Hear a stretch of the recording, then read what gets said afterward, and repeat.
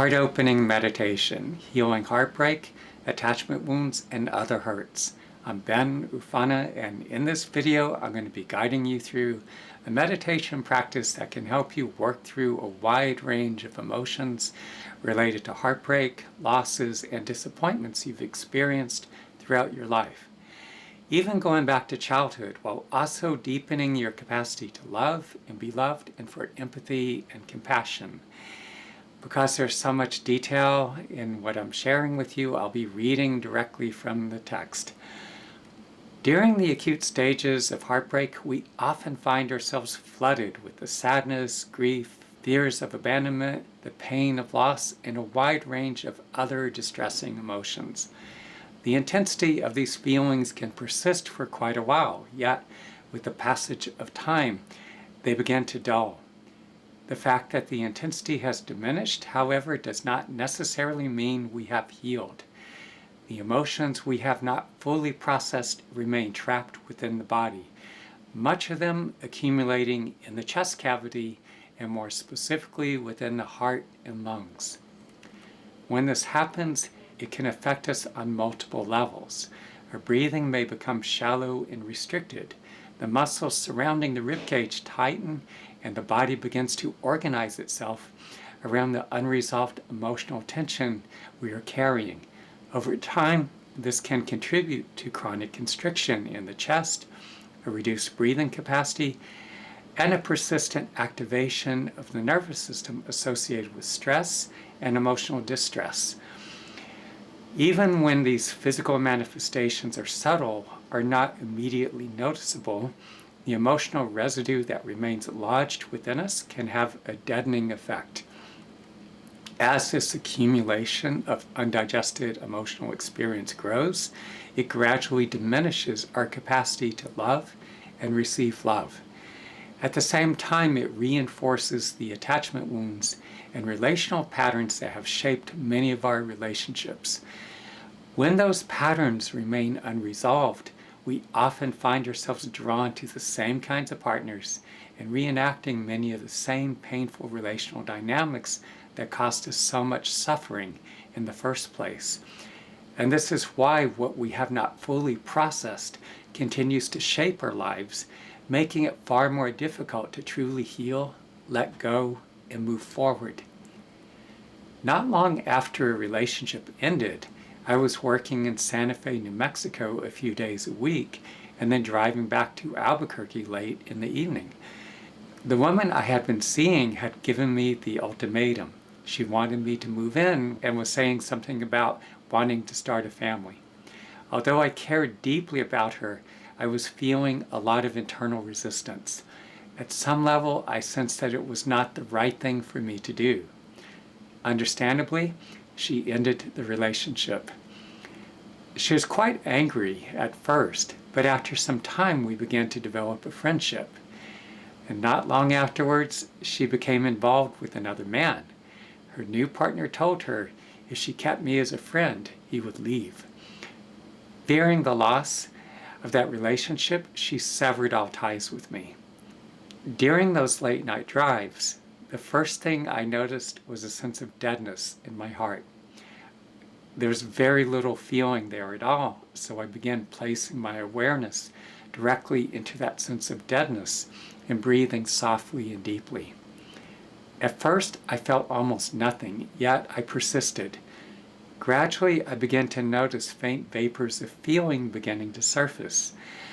Over the coming evenings during those drives from Santa Fe back to Albuquerque, and the weeks that followed, those faint stirrings gave way to a growing sense of longing and emptiness.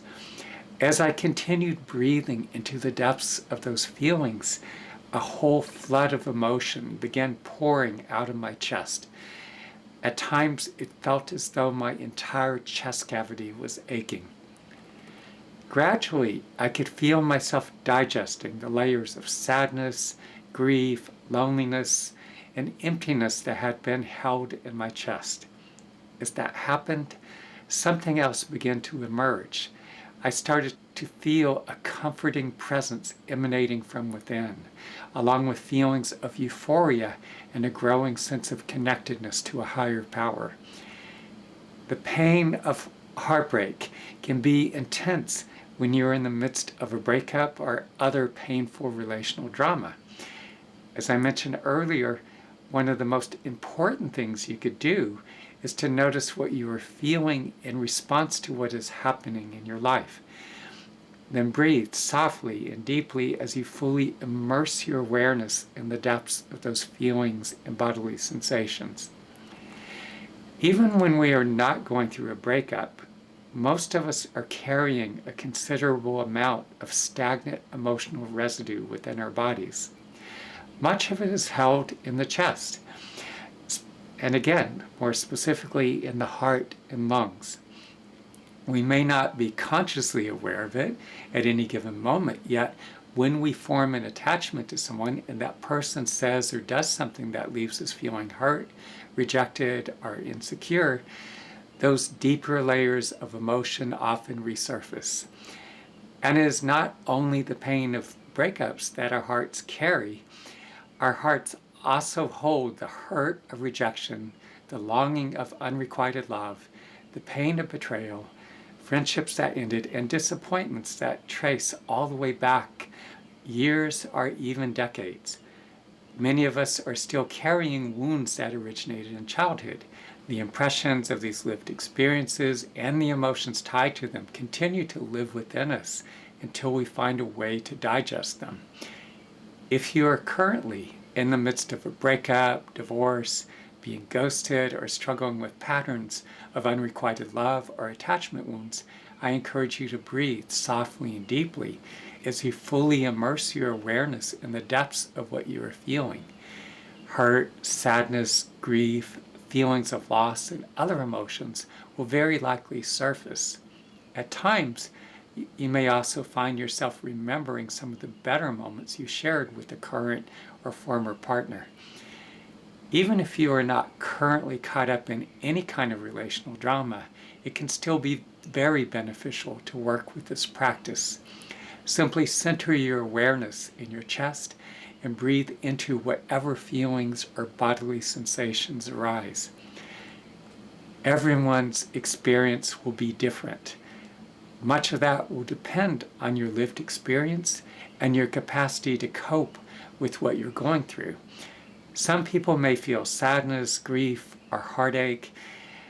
Others may experience feelings of warmth, gratitude, love, or appreciation. If you are not aware of any distressing emotions, that's perfectly fine. Simply breathe into whatever you are feeling. As you continue breathing into these feelings and sensations, they may intensify, expand, or move to other areas of your body. In most instances, they will gradually diminish as you continue to breathe into them. Follow the feelings and sensations as they go through their natural progression. At times, you may experience feelings of love, tenderness, or a sense of connection to something greater than yourself. These feelings can deepen and expand as you breathe into them. When that happens, the experience can be profoundly nourishing and healing for both the body and mind. Aside from the acute pain of a breakup and other immediate losses, our bodies continue to hold on to the hurts, losses, and disappointments we have experienced throughout our lives. As you continue working with this practice, a wide range of feelings and memories may surface. Some may be comforting and pleasant. Others may bring you back to moments of loss or disappointment, a friendship that ended, a loved one who died, setbacks you encountered along the way. Whenever these feelings arise, remain present with them. Allow them to be exactly what they are as you continue breathing with your awareness centered within your chest. Working with this practice enables you to gradually dissolve and digest the stresses and stagnant emotions that have created internal barriers, limiting your ability to love and receive love. Over time, your capacity for empathy And compassion will also deepen.